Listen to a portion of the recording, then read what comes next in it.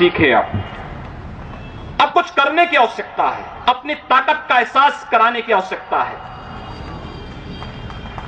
कौन मौलाना हैदराबाद से बोलता है, कौन कहां से बोलता है, इसलिए बहुत चिंता मत करिए, क्योंकि बकरे की अम्मा कब तक खैर मनाएगी आप देखते रहिए। बस बहुत दिन चलेगा नहीं ये। उन सबको मालूम है कि आने वाला समय और आने वाला दिशा क्या होने जा रही है। यह हिंदुत्व की सदी है और हिंदुत्व की सदी केवल भारत की नहीं दुनिया की सदी होगी। पूरी दुनिया के अंदर हिंदुत्व का झंडा एक बार पुनः मजबूती के साथ भगवा झंडा दुनिया के अंदर कोने कोने में लहराएगा। उसके अनुसार एक बार पुरुषार्थ किए जाने की आवश्यकता है। हिंदू कभी निराशावादी नहीं हो सकता है, कभी नहीं। दुनिया के अंदर तमाम संस्कृतियां मिट गई, तमाम परंपराएं मिट गई, सब कुछ नष्ट हो गया, कोई पूछने वाला नहीं, इतिहास में नाम शेष हो गए। लेकिन इतनी विपत्तियों के बावजूद, हजारों हमलों को झेलने के बावजूद, तमाम षड्यंत्रों के बावजूद, अंदर और बाहर दोनों से हमलों को जूझते हुए भी अगर सनातन हिंदू धर्म मजबूती के साथ खड़ा है तो वह किसी के बल पर नहीं, इस जनता की ताकत के बल पर है। और जब तक ये आस्था सनातन हिंदू धर्म के प्रति आप सबकी बनी रहेगी, भारत माता के प्रति आपकी बनी रहेगी, दुनिया की कोई ताकत आपका बाल बांका नहीं कर पाएगा। हमें किसी ओबामा से सर्टिफिकेट की आवश्यकता नहीं। हिंदुत्व पर जो प्रहार करेगा उसको महाप्रलय को स्वयं आमंत्रित कर देगा, उस महाप्रलय की चपेट में स्वयं भी आएगा। इस बारे में किसी को कोई गलतफहमी नहीं होनी चाहिए। और इसलिए बंधुओं, आप सबका मैं आह्वान करूंगा।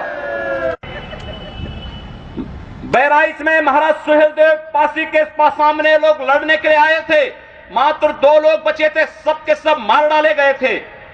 और 1971 में 95,000 पाकिस्तानी कायरों को किस तरीके से मुर्गा बना करके नाक रगड़ने के लिए मजबूर कर दिया गया था भारत के बहादुर जवानों के द्वारा। और अगर इसके बाद भी आंखें नहीं खुलती हैं तो एक बार पुनः देख ले अपनी ताकत को।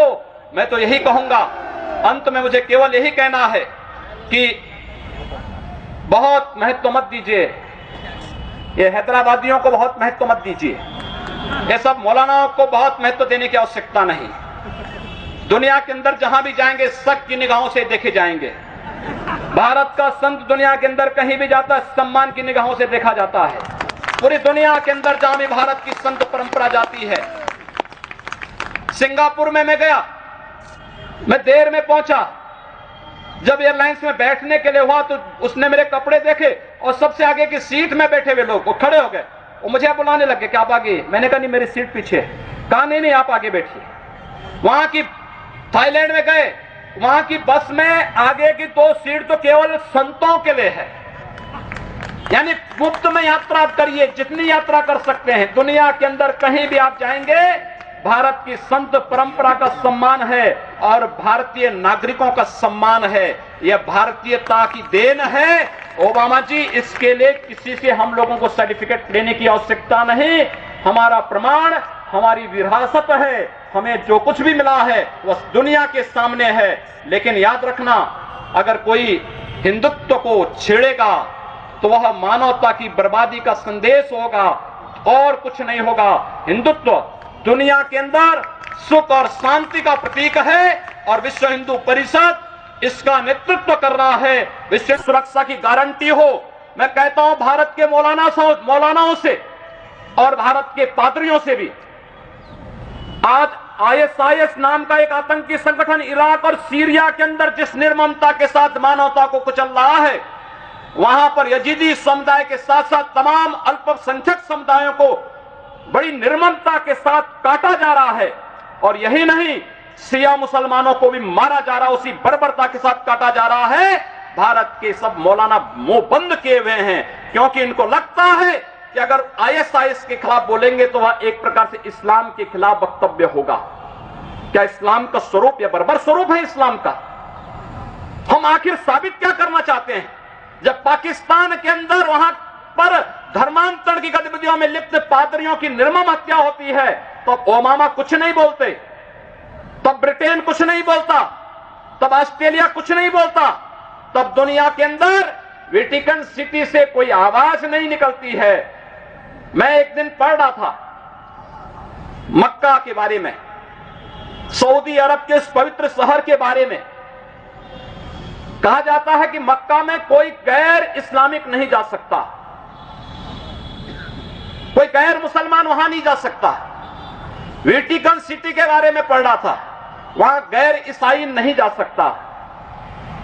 लेकिन काशी हिंदुओं की सांस्कृतिक राजधानी है, धार्मिक नगरी है, काशी के अंदर सब लोग आ सकते हैं। अब उदार कौन है? यानी हमारी काशी में सब लोग आ सकते हैं, ऊंची ऊंची मीनारें बना सकते हैं, मीनारों से चिल्ला सकते हैं, तो भी हम पर आवाज, तब भी हम पर आरोप लगते हैं। लेकिन सऊदी अरब में, मक्का मदीना में कोई दूसरा नहीं जा सकता, कोई नहीं जा सकता, कोई दूसरा गैर मुस्लिम नहीं जा सकता। वेटिकन सिटी में कोई गैर ईसाई नहीं जा सकता, लेकिन उन पर कोई आरोप नहीं लगता है, आरोप हम पर लगता है। आप उन सच्चाइयों को देखिए। अगर वेद किण्वन्तो विश्वारं